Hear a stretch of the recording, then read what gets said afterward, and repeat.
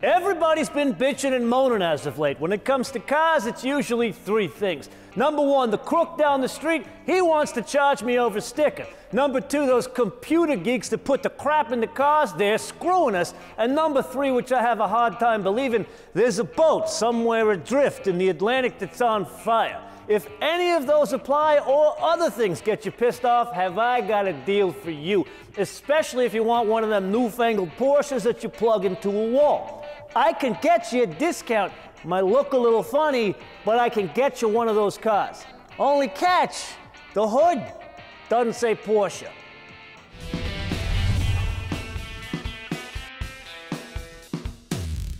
So translating from my New York alter ego, yes, one can have a Porsche Taycan that is not exactly a Porsche Taycan. In the world of English thought, that would be the Audi e-tron GT, which is based on, you guessed it, the Porsche Taycan. Just look at it, which brings us to two very important points, the battery architecture and the propulsion system. Let's start with the propulsion system. And here, this is on offer, at least currently, only as all-wheel drive. My guess, something to do with Quattro, where at least Porsche, they first introduced all-wheel drive models, then later introduced a rear drive model.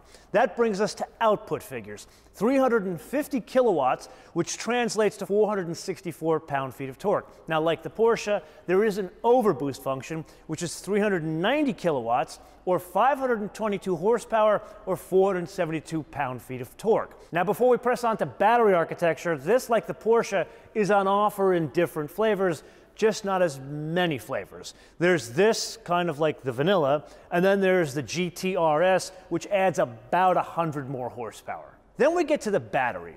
And here, there is no option for a smaller battery. Remember, they had the 79.2 kilowatt hour battery as an option in the, I guess, cheap seats of the Porsche Taycan world. This is only the 93.4 kilowatt hour battery. And like the Porsche, it has the 800 volt architecture. Why is this important? Much faster charging. Okay, now that we understand all of that, what happened when Audi loaned this to the US EPA for range testing? Well, the US government came back with 238 miles of range. Now, huge advice here. You and I have spent a lot of time driving many different Porsche Taycans, and even with me driving like my New York alter ego, I've never gotten as low as even 250 miles. I've done usually 300 miles or better. My guess is this is going to be the same thing. Then we get into the figures that are very important for something that's supposed to be sort of a performance sedan, and that would be 0 to 60, 3.9 seconds, and then there's the VMAX, 152 miles an hour. Let's just cut to the chase. This, not really a huge difference in weight from a Porsche Taycan.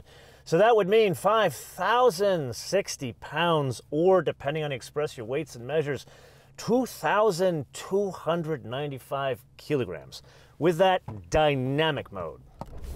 Oh, that's a good launch. Oh yeah, that's a really good launch.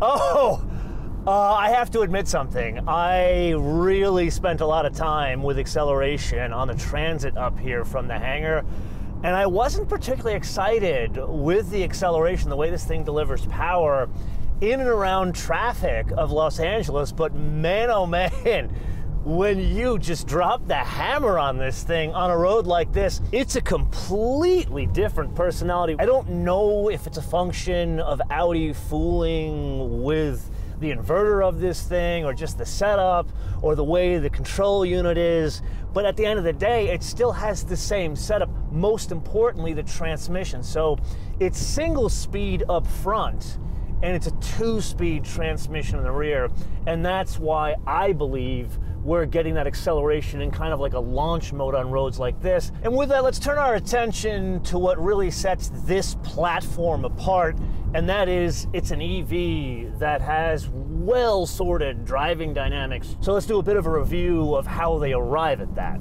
Up front, double wishbones. In the rear, multi-link. Now, like the Porsche, it's a 3-chamber air ride, but there, you and I have to have a discussion, because clearly someone's been fooling with the tuning of this from, say, a Porsche Taycan.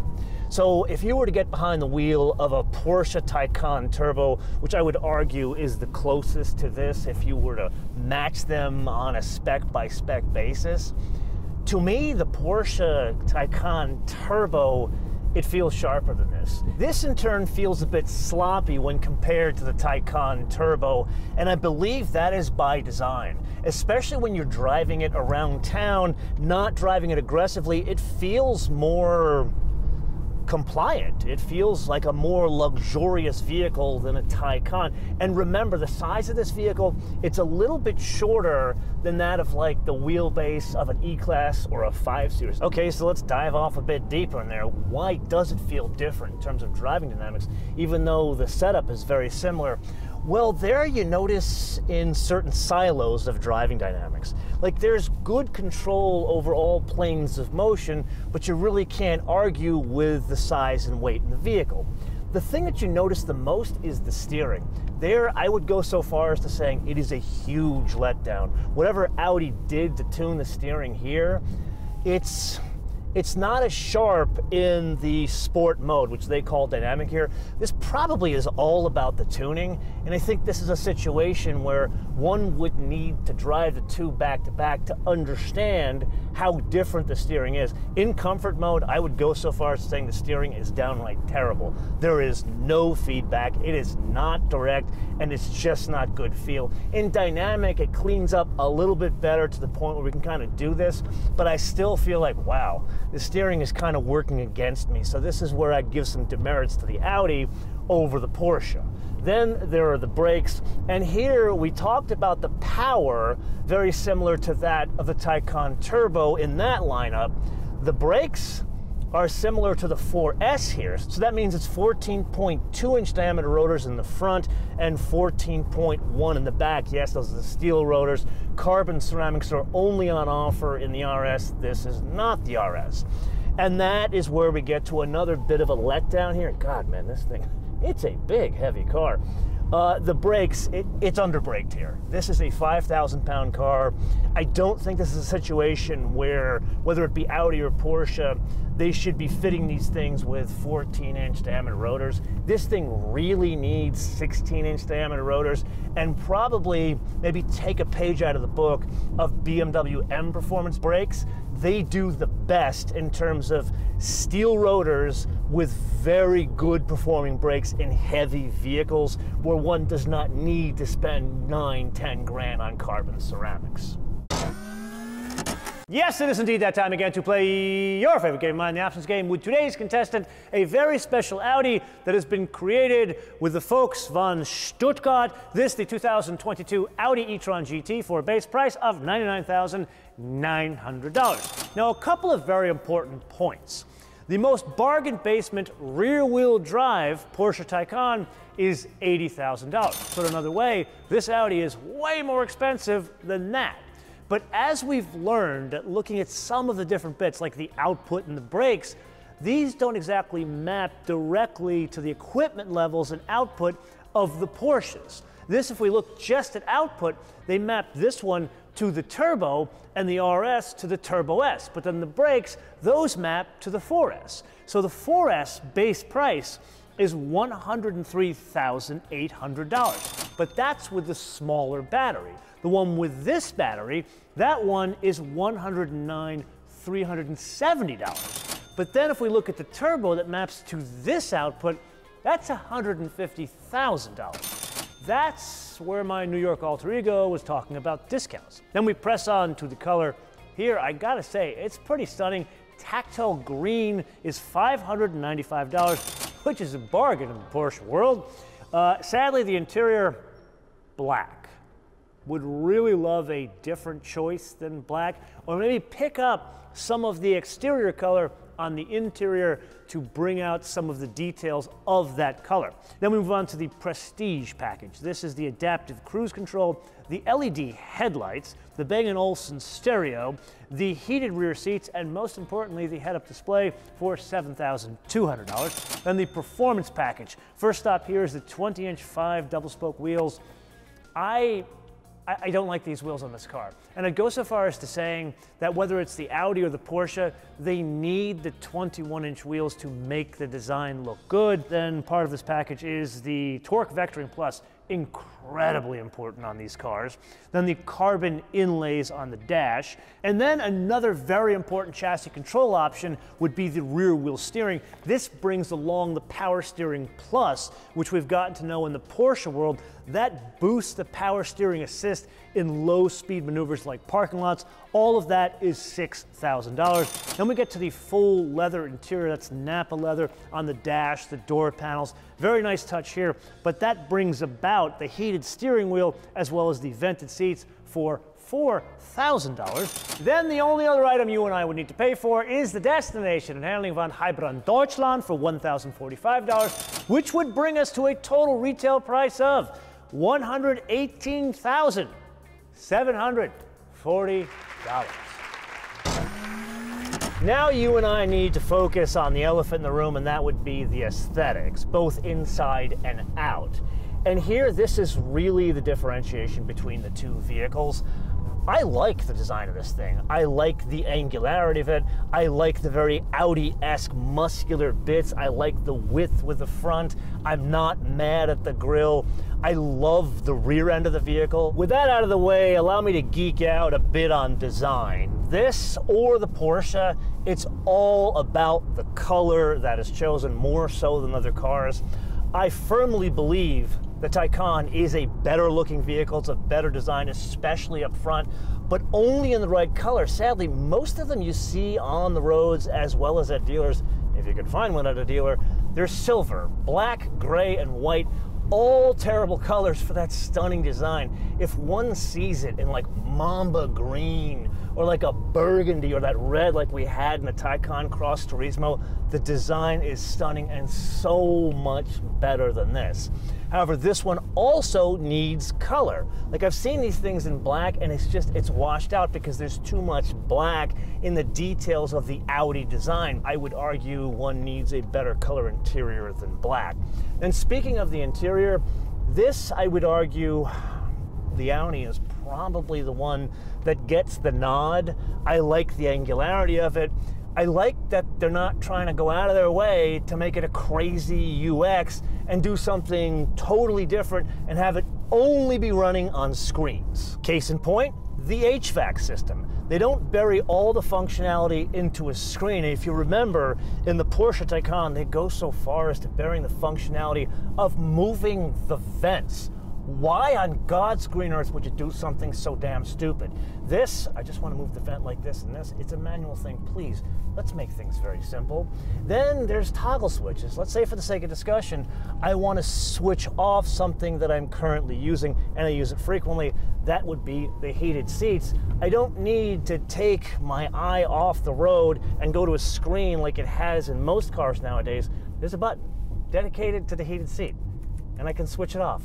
Just like that, eyes on the road. Let's say I want to adjust the temperature, also something that is very frequent. That is a toggle switch. You can see them here, they're kind of buried, but you can go up, you can go down. See how simple this is? Then there is the standard Audi steering wheel. This looks like it's lifted from any other Audi, and that is to say a very good thing, because I go so far as to saying that their functionality of their steering wheels are beautifully integrated to their UX. Like if I want to skip through radio or tracks on like my phone, it's very simple. It's a toggle switch like you'd have on a regular audio control device. And all of this works in conjunction with the UX over here, as well as the head-up display. And then there's the typical Audi MMI, where I can change the view of the system. Then last but not least, you and I need to press on to tactile feel and fit and finish. And here, Audi, they do a unique thing with all this angularity on the inside of the vehicle. Like for example, notice the door handles, pretty cool looking. It's got the satin finish on it, but the look, the way it works in conjunction with the design as well as functionality of the door panel, I take my hat off to Ingolstadt. And then there's the rest of it in terms of tactile feel. It's a Porsche Taycan in that area. But of course, Audi being Audi, they're gonna do everything with carbon fiber. And here, yeah, it's discounted from a Porsche Taycan, but it still ain't a cheap car.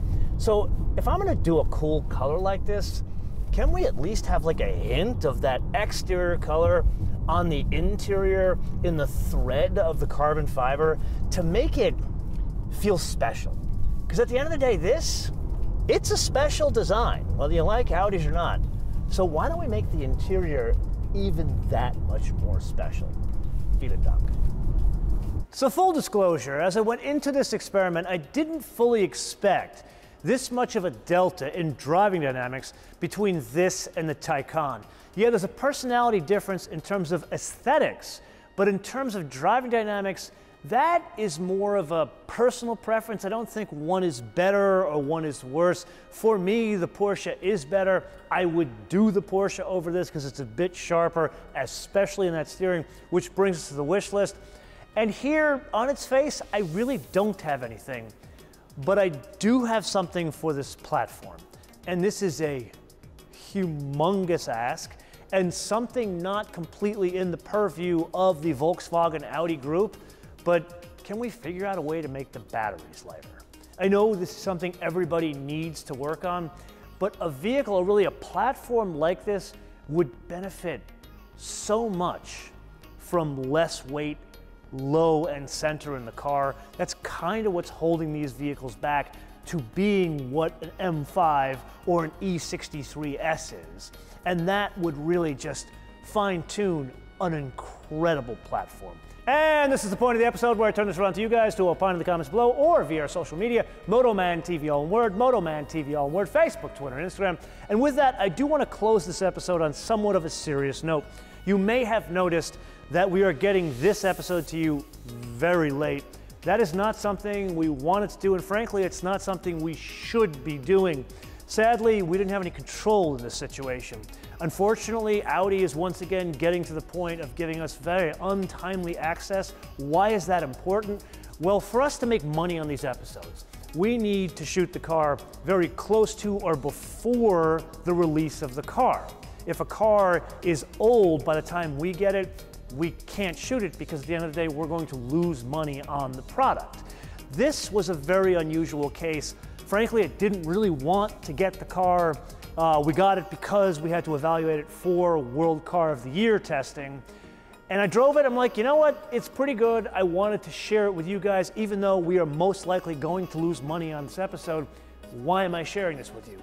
Well, if you guys want to see more Audis on the show, don't tell me. Don't ask me for Audis. You guys got to go bark at Audi, probably their social media, and say, hey man, can you start giving cars to MotoMan a little bit quicker so he can do some episodes for us?